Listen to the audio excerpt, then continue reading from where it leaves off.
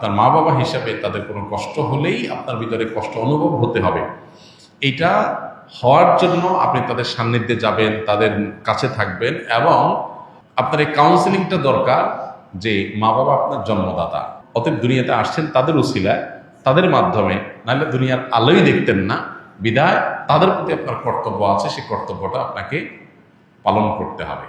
এটার জন্য প্রয়োজনে তাদের সাথে থাকবেন, তাদেরকে ধারণ করবেন, বোঝার চেষ্টা করবেন, তাদের অবদানটাকে অনুভব করার চেষ্টা করবেন, তাহলে ইনশাআল্লাহ দায়িত্ববোধটা জাগ্রত হবে।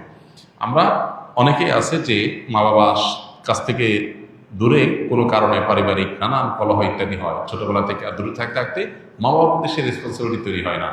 মানুষ হিসাবে আমি দুনিয়াতে আসছি কার মাধ্যমে? তার কথা স্মরণ হওয়া, তার সুখে দুঃখে তার শুভাকাঙ্ক্ষী হওয়া এবং তাদের কল্যাণ কামনা করা, এটা আমাদের একেবারেই সৃষ্টিগতভাবে আমাদের মধ্যে চলে আসা উচিত, এবং এটা না আসলে প্রয়োজনে কাউন্সিলিং এবং মোটিভেশন নেওয়া দরকার।